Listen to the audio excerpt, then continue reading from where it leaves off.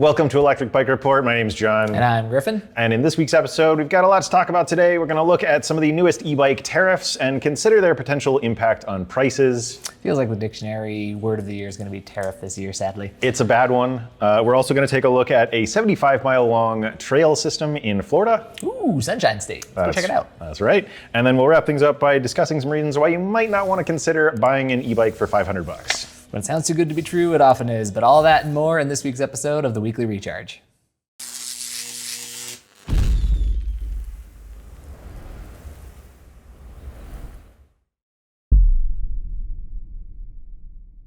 All right, so our first news story for the week, we'll start off with that big heavy-hitting story that we teased in the intro about tariffs. So there's currently some legislation in the House of Representatives that was proposed by the representative from West Virginia. So that could increase tariffs on e-bikes and their components again. So this representative is a Republican from West Virginia named Riley Moore, who introduced the Reciprocal Trade Act. Basically, this act would allow the U.S. to enact tariffs on goods imported from other countries at the same rate that they tariff our exports. So kind of an eye for an eye. We'll hit you with whatever you hit us with. 100%, yes. Okay. So basically, this bill could affect bike products originating from China, Taiwan, Vietnam, Cambodia, and the EU. As an example from that, Vietnam currently puts a 55% tariff on e-bikes that originate from the US. So if this bill passes, they then apply a tariff of 55% to any products originating from Vietnam. So in other words, this is going to be additives to tariffs we've already seen from China. Exactly, yeah. Okay. So as a little bit of a history of that, back in June of 2024, there was an exemption on e-bikes that expired. So prior to that point, e-bikes were exempt from tariffs. E-bikes originating from China, were exempt from tariffs. And then after that exemption expired, a 25% tariff was added to them. Now, we saw President Trump add an additional 10% tariff last week that bumped the total tariff amount to 35%. So if this bill gets enacted, that could jump up to 45% because that is currently the rate that China applies a tariff to products originating from the US. So with all these different percentages, how would that affect prices? Excellent for the question. End consumer anyway. So we saw, based on our research following the tariff exemption back in June, that prices jumped between 7 and 9.5% with that 25% increase of tariffs. With the 45% that it could theoretically go up to, that could increase prices from their pre-June 2024 pricing up to 18% higher. So a lot higher than you were getting for an e-bike a year ago. Exactly, yes. Okay. Yeah, and that's why, when it comes to tariffs, at least as they, regarding our own industry in bicycling, this is not something we fully support just because it's going to do more harm than good. Now, the ultimate goal of tariffs is to encourage domestic production. Right.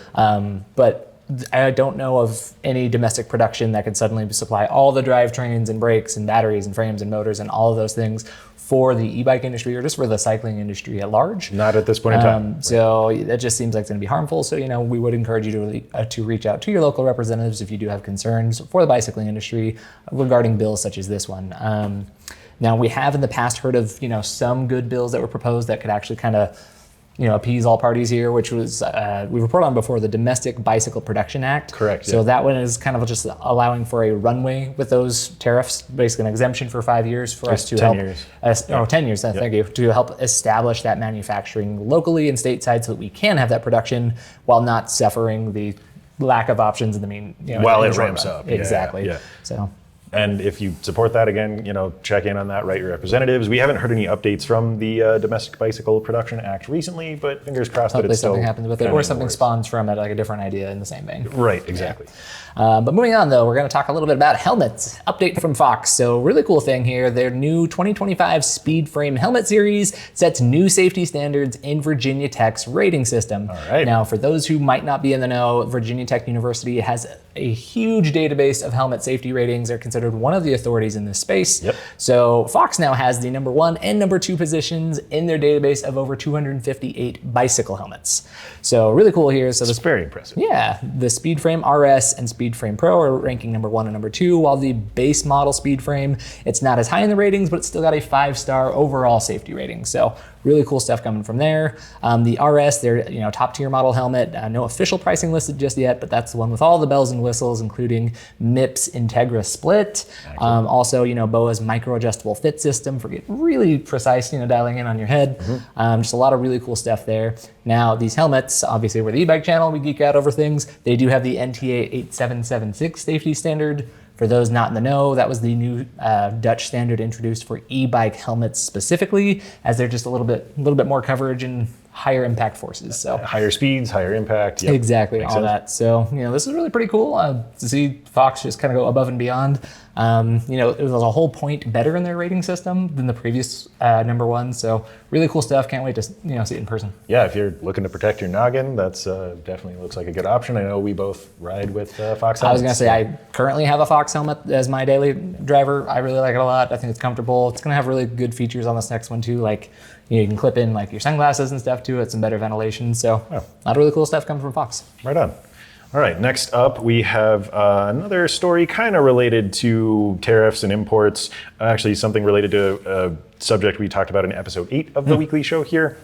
So there's a thing called the de minimis exemption on imports that basically allows products to bypass taxes, duties, certain safety standards, and President Trump ended that exemption on low-cost e-bikes imported from China. Cool. And this specifically impacts products that are valued below $800.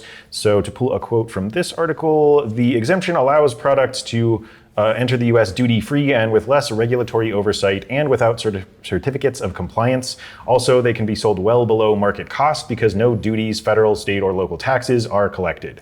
Online retailers like Alibaba and Temu benefit most from offering these products, although bike and e-bike vendors also have exploited the loophole. So that loophole is gone. So basically everything coming in, if it is cheap like that, it's gonna be taxed. It was, when we commented on it before, it was almost kind of like a weird loophole. It was incentivizing you to make something so cheap that if it was below that threshold, then it's like, oh, we don't gotta safety inspect it because it's so cheap. It's just kind of like bonkers. Especially, on a product that someone's riding at potentially high speeds. High speeds, out in public, around other people, and let's not safety check that one. It's good. It seems kind of a weird things. They're actually in favor of that one closing up. However, 100%. It could be temporary though. Is that correct? Yeah, I mean, just kind of considering what happened with the tariffs imposed on Mexico and Canada and how those, was initially kind of a big deal, and then there were some talks and those were paused.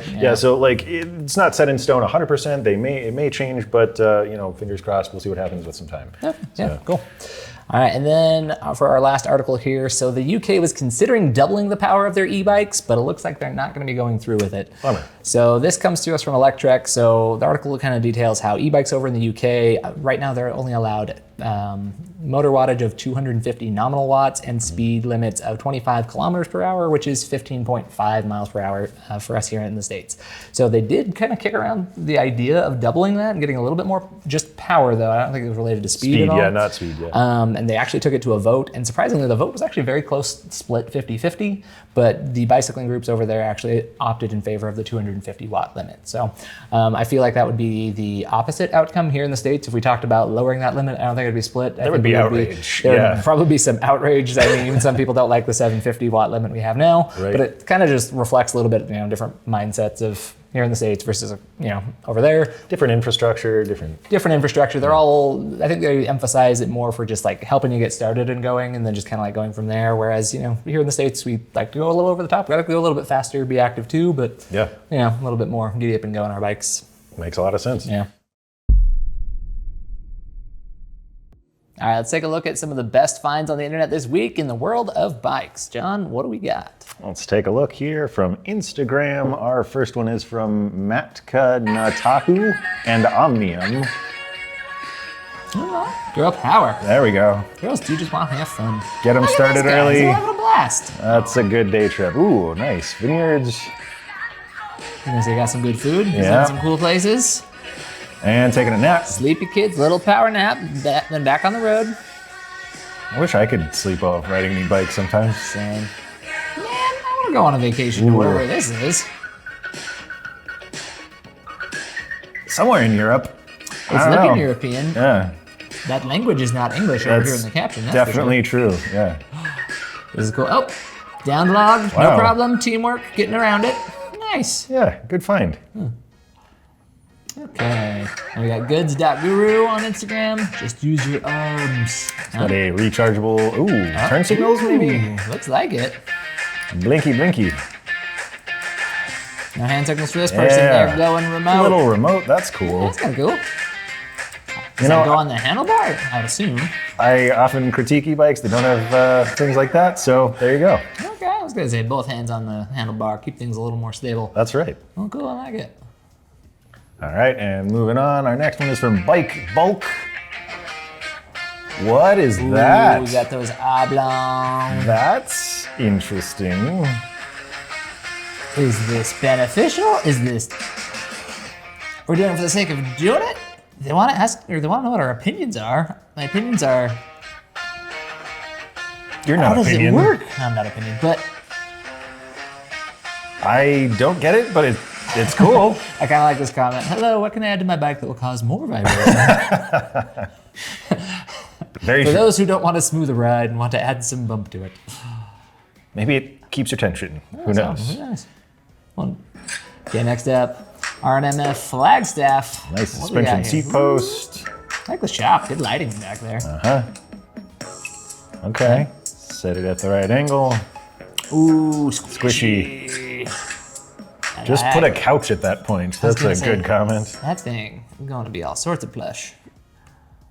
All right, here next we've got Cargo Bike Fest Yeah. with a serious cargo bike here. Yeah. Happy 25, everyone. We're celebrating the new Zero Emission Logistics Zone, which went into force on the 1st of January in the Dutch intercities. Cargo bikes can take up much of the slack. So here's to many more of these zones across the world. Amen. Yeah, keep it working. Super cool. Look at that thing. It's You a can- trike, technically. Like that's a trike. Cool. That's a massive platform. And it's kind of like, we've got a little storage, got some potential there. I like it. Yeah, I mean, you could move an apartment with that thing.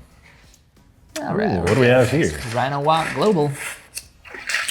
Ooh, waterproof. For fans of ASMR, Yep. clearly. Click, click, click. Right here. Here's vibrant yellow. I am a fan of ASMR. This is just really pleasant. Just Dang, that's decked fully out. decked out. Front, Okay. Back. Easy on, easy off. Ready to rock and roll.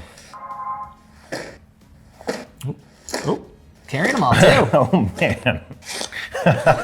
That's me coming back from the grocery store. You just know they put pillows in there though. He was walking way too easy with that many bags. Totally. All right, and then our last one for this week is from HB Rad Power Bikes and 5 others. Bad rides, ocean views, and lunch at the beach. Hey, I just got out of the water. Want to meet up? Sure. Where are we meeting? I want to go to the beach. Yeah. You've got your surfboard rack, your backpack, cargo bike. A little runner action. Yeah. I Strength mean, is pain. this is quintessential California. You know it when you see the flip flops on the e-bike. Yeah. And there's the ocean. I love how like they're also differently Man. dressed. I saw shorts, I saw sweaters, I saw a combo of shorts and Jeans. sweaters. Yeah. I don't know what temperature it is there. It looks a little chilly. I don't know. Who knows? I'm always digging the surfboard carriers on e-bikes. Do you surf at all? I do not. Yeah, I Never lived in a place where I could. I sink in water, so I'm a little nervous to go surfing. But Ooh, however, that's my jam. food I can do. Same. I'll go there. If you've been to that restaurant, let us know. I was gonna It say looks I'm good. looking through to see if they tagged it, because man, it looks good. Dory something? I don't know. Dory Deli. Dory I feel like Deli. we're always filming these at lunchtime, and then I see people eating here, and I'm always hungry. I gotta go get some food. Epic journey. Very epic good. Adventure. All right, now in this section we talk about some of the things that we had recently go live, but before we actually do that, we just want to give a quick shout out to Club Ride, who That's right. sent us a couple of products to test out. So I'm actually wearing their flannel. It's called the Griffin, which is why I was like, yes, I will test that out. It's No got my- brainer. It's got Yeah. my name in it, but this is actually like a really nice flannel. It's like not, it's kind of like a shacket. It's a little bit thin, but like really warm, really nice. So Good so for this far, time of year. So good. Yeah. What is it you got? I got a nice lightweight hoodie that has UV protection built in. So yeah, it's doing its job. It's flexible, it's comfy, it's yeah, feels good so far. We're gonna kind of break these things in, but we will do a write-up, and you can check that out over at electricbikereport.com when that shows up. As far as bikes go, we do have some bikes that are that we're testing and reviewing right now, but they are under embargo, unfortunately, so we can't share really anything about them. But do be sure you're subscribed so that you can find out when those do. I will share one thing. They're actually really nice. We kind of like all the embargoed ones. They're so fantastic. We're really eager to talk about it, but we kind of have to hold off for a little while longer. But sorry about that. But we'll get through the testing and then we'll get those reviews up as soon as we possibly can. But one thing we can talk about is a video we had go live with our best e-bikes for $1,000. Yep. So again, we get tons of questions all the time about like people wanting a good quality bike, but you know, e-bikes are not cheap items. So the $1,000 list was something we were pretty eager to put together to give you guys some good options on versatile bikes that won't break the bank. That's right. So John, I don't know about you, but I'm one of those people who I'm kind of like living vacation to vacation, just waiting for the next one to come my way. Yeah. I'm all about travel. Travel's great. I love travel. Yeah. Absolutely. So that's part of the reason we have this section where we actually explore some of the really cool, travel destinations and places you can actually take your e-bike and go out and have an awesome ride. It could be local, or it could be something that's a bucket list destination for people to go check out. So this week, John has actually had the assignment to find us a cool trail system. That's the word. Worth checking out. So John, tell us about the trail you found. Yeah, I think I got a good one here. So this is in St. Petersburg, Florida, and it is the Fred Marquis Peneas Trail Loop. So this is a 75-mile multi-use path that connects St. Petersburg to Tarpon Springs up north, and it also connects to some other trail systems, the Hillsborough and Pasco County trail networks, as well as the coast-to-coast connector trail that is not quite finished, but that will, when it's done, be a 250-mile-long path that crosses the state of Florida. Sweet. So this path is used by 160,000 people every month. Ooh, it's a lot of traffic. 100%, and it's used for recreation and commuting. Ton of stuff to talk about here. I'll give you a little bit of a background on the trail before we dive into what it offers. But so it is a rail trail, so it was built on what used to be a railroad. The railroad itself was called the Orange Belt Railway that came to St. Petersburg in 1888, so pretty long time ago. Back away. Definitely. So that fell into disrepair, it was abandoned, and then a group kind of revitalized it in the 1980s, and it's been kind of developed ever since. So a little bit of a sad backstory here, but I think the end result kind of makes up for it. The trail is named after Fred Marquis, who was a county administrator for Peneas County, and he worked with a resident whose son was unfortunately killed while riding his bike. But the two of them teamed up and they formed the Bicycle Advisory Committee for the Peneas County Metropolitan Planning Organization, and they were very passionate about this project and pushed to turn it into a place that everyone could go and use and enjoy. Yeah, that is a tragic but kind of cool way to honor. 100%, yeah. So the first 5 miles of the trail opened in 1990. And it's been added to ever since. And then in 2003, it was designated a National Recreation Trail by the U.S. Department of the Interior. But just a ton of cool stuff here. It's primarily an urban environment, being in the St. Petersburg metropolitan area, but there's a lot of cool sites along the way. There's art installations, there's murals, there's parks, there's residential neighborhoods, there's some cool bridges and underpasses. You've got big oak trees covered in Spanish moss, and then some really beautiful views of the coast and Lake Tarpon. So just a ton that you can see there. Yeah, tons to check out. And then, so class 1 e-bikes are allowed. So that's pedal assist up to 20 miles per hour. You do have to be pedaling in order to use an e-bike on this path. Yeah. I mean, this place does absolutely look great. Like, I mean, don't get me wrong, I love our Red Rock, surroundings and stuff, but whenever I see the lush greenery that Florida offers, it does make me want to run back to Florida. This is quintessential Florida, 100%, kind of covers all the bases that you get there. Yeah. But you're passing under like palm trees. There's really cool stuff to check out. I really like the art exhibits you talked about, some pictures of those here. I mean, overall, it looks like a path system that offers a lot for you to check out. It definitely does, and I'm sure you've seen some stuff up on the screen, but we'll leave some links down in the video description if you want to take a closer look at this. But if you've had a chance to ride this, let us know what you thought of it down in the comments section, and if you have any cool trails or trail systems near you, let us know down there as well, or at questions@electricbikereport.com. All right, in this section, we take a look at some of the top questions and comments, either from YouTube reviews or those on our website. So starting things off, actually, this one's a little bit different. We sometimes get emails directly with questions. Indeed. This was one of those cases. So this came from someone named Paul, who asked directly to Griffin. Griffin, yes. I am looking for a recommendation for a bike rack. Important criteria are, number one, mild to moderate off-road driving, so that's not rock crawling, just bumpy dirt roads. Number two, capable of carrying two 60-pound, 20-foot electric bikes, and very important. Okay. And then number three, if I add a Kuat or rigged swing arm, can I lower my truck tailgate when the swing arm is closed, not swung open? Okay, that is a great question, Paul. So let me tell you what I know, because for all three of those criteria, we haven't tested or reviewed anything that perfectly matches those. That largely comes down to the weight rating. So with those that we have tested and checked out, a lot of them might have higher weight ratings to accommodate the heft of e-bikes, like 70 pounds. But if they do have an off-road rating, that usually drops it from like 70 down to like 48 or 50, somewhere in that ballpark. But like I said, a lot of the brands actually don't list an off-road rating, but it's typically less. So I can't say I have something that fully matches that criteria. I can give you some anecdotal, advice just based on my own experience. So for me, I drive a Tesla Model Y. I've had the Kuat Piston Pro X on my car for the last few months now. I do take it off-roading, nothing intense or serious. It's a, Sedan. Yeah. So, but it's held up well, on those trails, and that's got a 67-pound weight limit. I'm frequently putting two 50-pound e-bikes on there. It's done pretty well. Justin, our editor-in-chief, has been using the Ceres MHS, or modular hitch system, on the back of his Dodge Ram. He does a lot of off-roading, and he's not afraid to do a little bit of rock crawling from time to time. It's still holding up well there. So again, it's I'm technically advising you something that I don't think the manufacturers of these things would advise, but in my experience, you can usually get by even if it doesn't fully match the weight rating. So with that in mind, this is kind of like financial advice. Like, I'm not a financial advisor. If you're willing to gamble, go hog wild. Yeah. But if you are keeping on very mild dirt roads, I think most of them will get you by okay.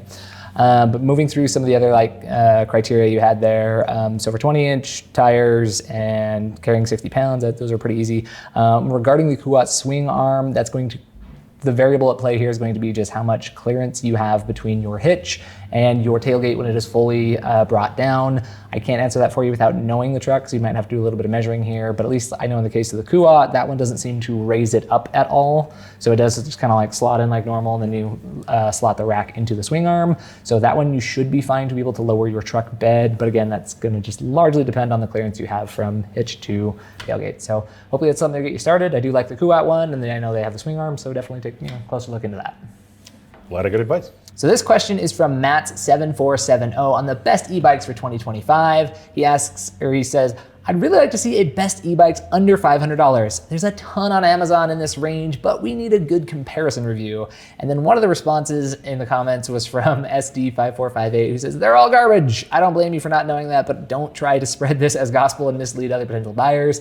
There's a reason there aren't many widespread reviews on these bikes. They are junk. So Matt, let's have a little quick convo about the $500 e-bikes. That's right. Yep. So the person who responded there, SD5458, is kind of on the right track here. Yeah. So to start off with, a lot of the bikes that we review, if you look at getting a replacement battery for those, they're going to be between $200 and $500 for a UL certified battery. Just the battery. Just the battery, right. So if you're looking at $500 for the cost of an entire bike, it's pretty clear that there's some corners being cut in terms of quality or something. Yeah. So, this is why we generally recommend $1,000 as the starting point for the cost of an e-bike, and that's another reason to check out the best $1,000 e-bikes video that went live here. But, generally the cheaper something is, the less it is guaranteed to be safe. You don't want to be buying something that has the ability to skirt some of those, thresholds that are in place for a reason.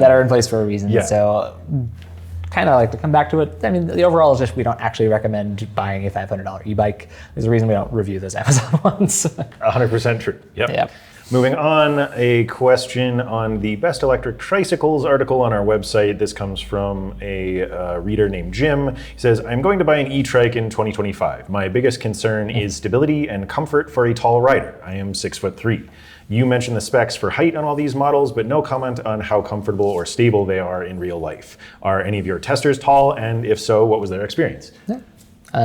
Great question, Jim. So as far as the testing team goes, so John, you are 5'11". 5'11". I'm 6'1". Yep. That kind of represents the reviewers. Some other, members of the staff who are on the testing team, range from like 5'4" up to 6'5". So we have a good spread of just, different experiences on these things with people even taller than yourself. Yep. Now that question came specifically off our best electric trikes, content there. Yes. So everything that we recommended on that list, in general, we feel has really good stability. Stability is actually the number one key factor we consider when testing out these trikes, just because, if you are going faster, they are more tip and wobble prone when taking corners at speed. So we really place a huge emphasis on the overall stability of these things. So with that in mind, if you're looking through those options, feel fairly confident with that. We just didn't list it, in those some of that best content for sake of brevity. But if you look at the individual reviews, we do give more elaborate thoughts on the overall stability of the trikes. And then just to kind of help you out a little bit further, if you are looking through those options and you are a taller rider, I'd actually look a little bit closer at the Rad Trike. It is has the longest axle to axle wheelbase we've measured of any of the trikes that we've tested. It's also got 18-inch diameter tires, which is just going to bring your overall center of gravity a little bit lower, kind of help you as a taller rider not have to worry too much about just the physics of being taller on a trike. So I'd definitely start looking at that one. But if one of the other ones on that list is Grab Your Ride, just take some comfort in knowing that we consider them all to be pretty stable. I agree with that, though. The Rad Trike, super stable, and obviously coming from Rad Power, can't really beat it. Yeah, definitely. All right, so let's see. What do we got next, John? We've got this one from the Ride One Up CF Racer 1 review. Mark Winward? Winwad, yeah. Mark Winwad. I gotta figure out how to say some of these names online.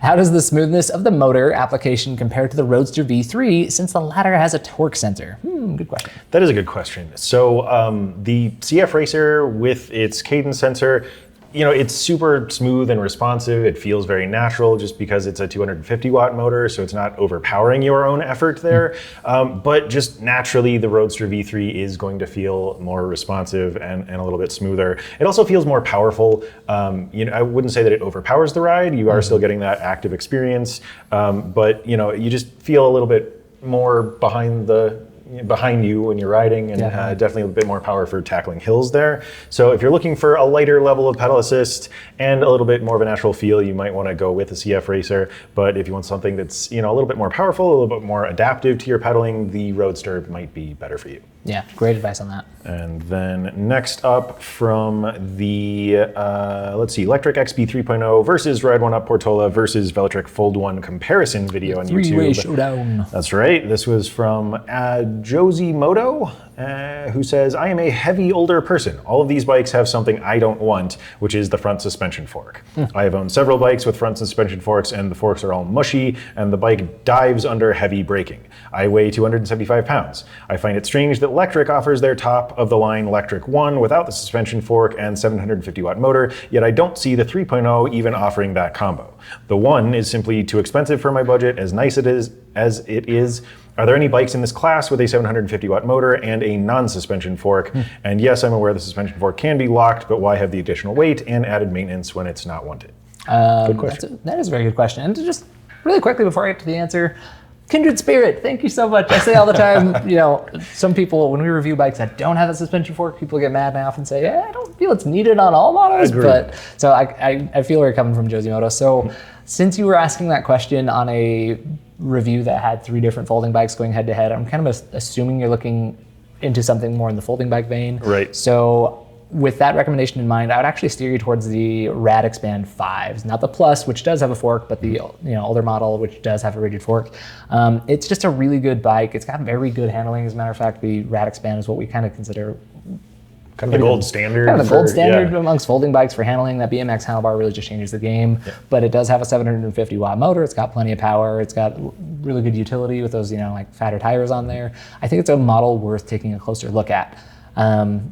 But again, if you're maybe not looking for a folder, we could maybe kind of expand a little bit, some of the offerings if you're looking at something else. Yeah, without a suspension fork, you might want to consider the Event and Pace 500.3. So that's obviously not a folding bike. So that's a totally different style. It's more of a city cruiser, but it does have a similar weight to those 3 folding bikes that were highlighted in the video that you commented on.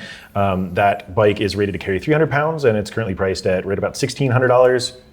If you're willing to branch out a little bit more though, we definitely recommend the Event and Adventure Point 2. As a fat tire e-bike, it is fairly big, it's very stable, it's pretty powerful, so it won't have any trouble moving you around. That is just generally well suited to heavier riders, and we find that anybody that we put on that bike is very happy with it. That one has a weight capacity of 400 pounds and is currently priced at right about $1,700. But then kind of finally, if you like the electric one, maybe just hold off on it a little bit, save up a little bit. But you also might want to consider looking at the used e-bike market. You can definitely save some money that way. We recommend either looking through Upway or the Pros Closet. We've had some luck there. So yeah, keep an eye out, and we wish you well. All right, so our next question is from Spencer Newman on the Roadster V3 written review, who asks, how does it function in throttle only? In the city, I often like to use the throttle at intersections, around traffic, and etc.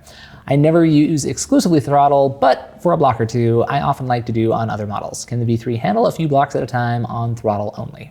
That's a very good question. I mean, so the Roadster V3 has a 500 watt rear hub motor, so it's definitely plenty powerful with its throttle to be able to get you moving for a few blocks if you want to rely on it. But do keep in mind that it will burn through its battery capacity fairly quickly. So the max pedal assist test got, what, 17? About 17 miles, and that was with pedaling. So again, it doesn't sound like you're going to use it full time, but heavier throttle use, you typically see a little bit shorter than that 17 miles, right? So. Definitely, yep. So that does it for the questions this week, though. So if you have any that you'd like to send our way, either drop them in the comments section, or you can, again, email us at questions@electricbikereport.com. All right, it's time for Deals of the Week. Deals of the Week. All right. High five to keep it fresh. Yeah, thanks. All right, so let's take a look at what we got in terms of e-bike savings, starting things off with 10 Ways. So, 10 Ways. They're offering incentives. A lot of bikes are discounted, but extra incentive if you buy 2, you can save up to $1,200. So dang, all right. Some of the models on sale, the Seago 600 Pro is $400 off, dropping it down to $1,499. Now, is that a chain or the belt? That's correct. Oh, both. Yeah. Nice. So it's one of their lightweight city models, and it's actually one of the best that we've tested on the hill test. Is that right? That is true. Yeah, just got out of that review. Yeah. So a really cool bike there. Or you can also look at picking up something like the Ego X, which is $500 off, bringing it down to $1,999. It's just a really good bike. We really like the control and the handling overall. It's got good size and feel to it. And it's a fun SUV kind of style ride. Take it, just about anywhere. Love that bike, absolutely. Next up, we have Mach Wheel, who's got their Valentine's Day sale going on. So you can buy any 2 e-bikes and get either a hitch rack or a trailer for free, each valued at $500.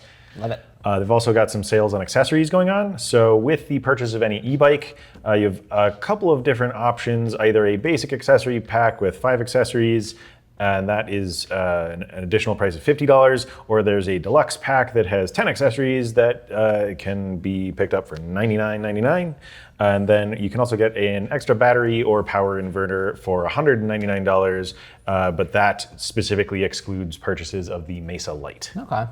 Moving along, we also have Blix. So they're doing something similar to 10 Ways, which is when you buy 2 bikes, you get extra discounts. So you can get a total of $1,200 in savings, depending on which 2 you buy. All right. So taking a look a little bit closer, some of the sales include on the new Blix Vika X and the Soul X as well. We detailed those bikes not long ago when you reviewed them. Really cool technology there, electronic shifting, cruise control, all sorts of fun bells and whistles. Automatic shifting, yep. Yeah, those are going for $300 off, but you can get up to $500 off on the Paca cargo bike that they have, the Paca Genie. Dang. So that's really good. You can kind of roll that savings into the accessories you inevitably end up buying with a cargo bike, so you can get yourself some stuff for carrying kids or for carrying groceries.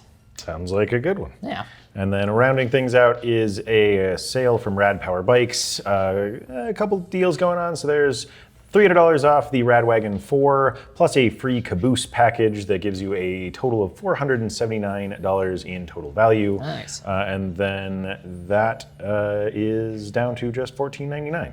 And that's a really good starting point to have a cargo bike that's already got the accessories, just starting at $1,500. That's actually a really good. That is a very good point. Yeah. Definitely. So that's what we got this week. We'll keep you posted. So this channel would be nothing without you guys, our audience. So as a way to say thank you, each week we like to highlight someone who has dropped us a comment or a question or sent us an email, just reached out to us in some way. So That's right. John, who are we talking about this week? This week we have JoJo Dancer 1961, who wrote in on episode 15 of the show and said, well, this was kind of in response to a discussion about e-bikes offering good or bad exercise value. So this person said, well, I rode a Hemingway Cruiser and a Wired Freedom for 2 years and lost 40 pounds. Would have to keep pedal assist in one and ride for approximately 30 to 40 miles, but with all my mobility issues, this was a godsend. I could actually exercise and enjoy it. That is stellar. That's 100% why we do what we do.